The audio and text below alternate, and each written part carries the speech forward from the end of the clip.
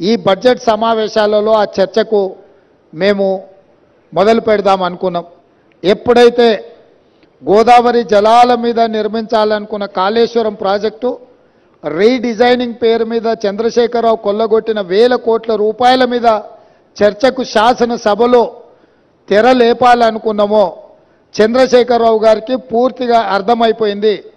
తాను ముఖ్యమంత్రిగా ఉన్నప్పుడు పాల్పడిన వేల కోట్ల రూపాయల దోపిడీకి సంబంధించి విజిలెన్స్ అండ్ ఎన్ఫోర్స్మెంట్ ఎన్డీఏసీ ఇచ్చిన నివేదికల మీద చర్చ జరిగితే తన బండారం అంతా బయటపడి ప్రజల ముందు అవినీతిపరుడుగా దోపిడీదారుడుగా దోషిగా నిలబడాల్సి వస్తుందని వ్యూహాత్మకంగా కృష్ణానది జలాలను కృష్ణానది మీద ఉన్న ప్రాజెక్టులను కేఆర్ఎంబీకి అప్పజెప్పినరు అని కాంగ్రెస్ మీద ఎదురుదాడి చేసి నల్గొండ జిల్లాలో ఒక సభను పెట్టి ఆ సభ ద్వారా కాంగ్రెస్ మీద ఎదురుదాడి చేయాలన్న ఆలోచనతోటి ఈరోజు నల్గొండలో సభ పెట్టారు.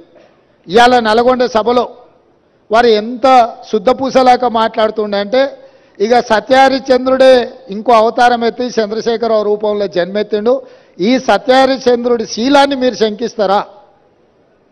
చావు నోట్లో తలబెట్టి నేను తెలంగాణ సాధించిన అని మళ్ళీ 1 కోటి 1వ అబద్ధం చెప్పిండు.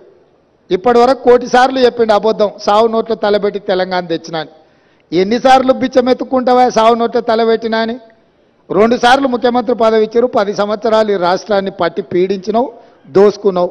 ఇంకా కూడా సావు నోట్ల తలకాయ పెట్టినా సావు నోట్ల తలకాయ పెట్టినా అని మాటలు చెప్తున్నావు. సావు నోట్ల తలకాయ పెట్టిన చంద్రశేఖరరావు శాసనసభలో నీ అవినీతి మీద చర్చ పెడితే నువ్వు నిజంగా సత్యహరిశ్చంద్రునివే, సత్యహరిశ్చంద్రునికి మరో జన్మని ఎత్తినోనివి అయితే అక్కడ వచ్చి కూర్చొని మాట్లాడేది ఉండే. మేమేమడిగినాము?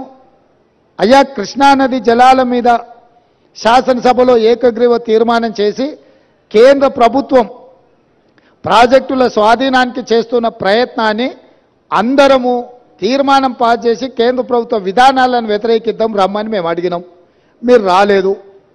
కేంద్ర ప్రభుత్వానికి కాంగ్రెసే అప్పచెప్పిందని అబద్ధాలు నువ్వు చెప్తే